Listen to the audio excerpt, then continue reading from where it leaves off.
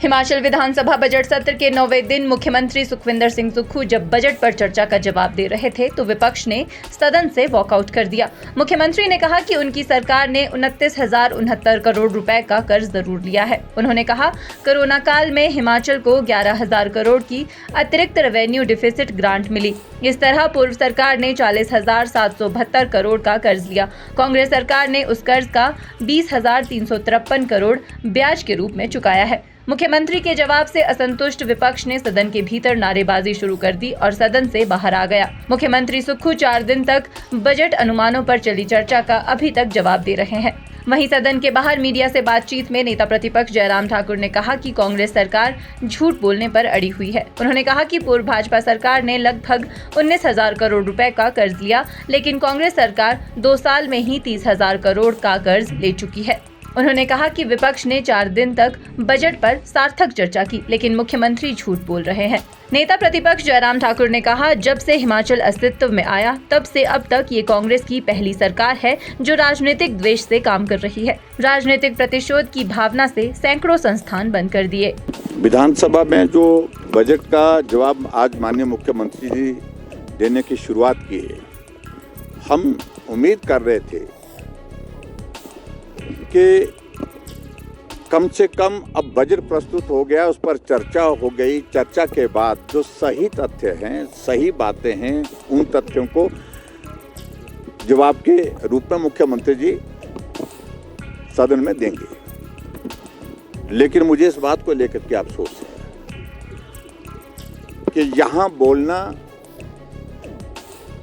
और इस तरह से मुख्यमंत्री को ठीक बात कहना,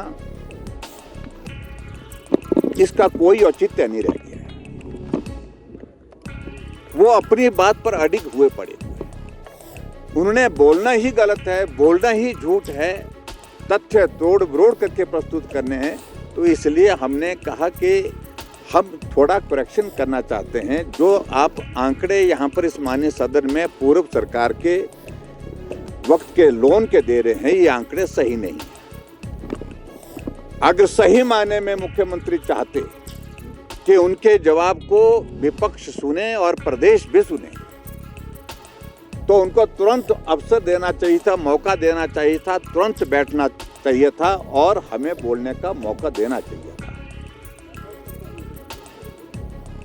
जब विपक्ष की ओर से मैंने बजट पर चर्चा की शुरुआत की, 4 बार मुख्यमंत्री उठे, जबकि उनको जवाब देना था, बाद में भी दे सकते थे। लेकिन हमारी स्पीच को इंटरप्ट करना, डिस्टर्ब करना, उस सारी चीज के लिए योजनाबद्ध तरीके से बीच बीच में उठते रहे। आज जब हमने सिर्फ एक बार उठ करके बात कहने की कोशिश की कि जो आंकड़े आप प्रस्तुत कर रहे हैं ये सही नहीं है, उनको इस बात को लेकर के जानकारी होनी चाहिए। जो वो आंकड़े प्रस्तुत कर रहे हैं कि जो लोन के रूप में भारतीय जनता पार्टी की सरकार ने जो पैसा लिया था, उसका ऋण और किस्तें अदा करने के लिए उनको पैसा जो है देना पड़ा। क्या भारतीय जनता पार्टी की 5 साल की सरकार को उनका लोन लिया और जो कर्ज लेने के साथ साथ जो ब्याज था उस पर पैसे देना पड़ा? 38,500 करोड़ रुपए भारतीय जनता पार्टी की सरकार ने कांग्रेस की सरकार का जो ऋण लिए हुआ था उसकी किस्तें अदा करने, उसका ब्याज अदा करने पर खर्च किया है।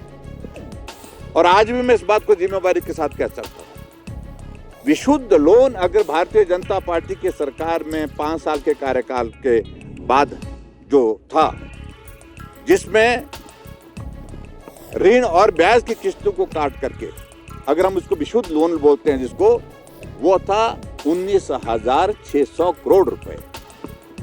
वो अगर आप कैलकुलेट करना चाहें तो उसको कैलकुलेट भी कर सकते हैं।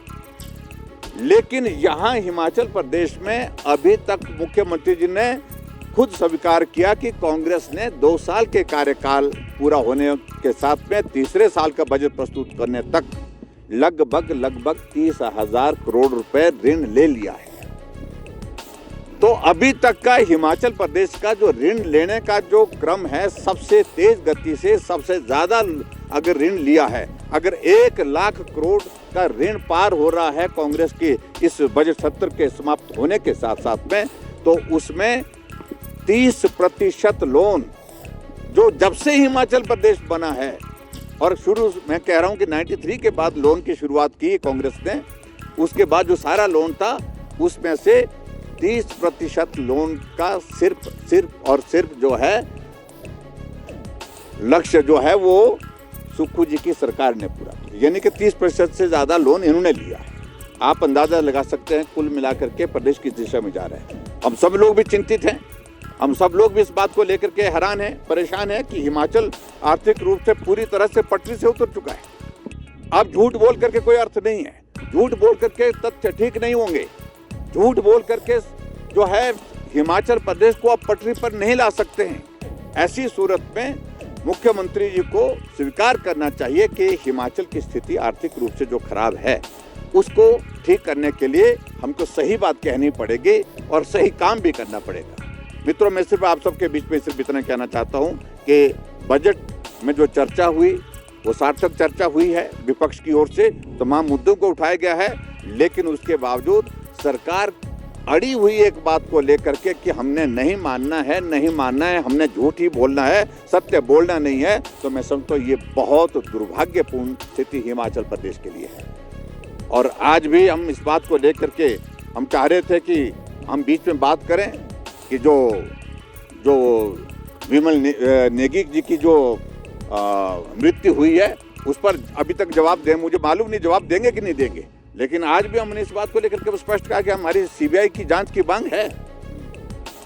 और एक अधिकारी सीआईडी के एसपी नाम लेने की आवश्यकता नहीं है, सोशल मीडिया में अपने एक अधिकारी पुलिस विभाग में भी ऐसा है बोलते हैं।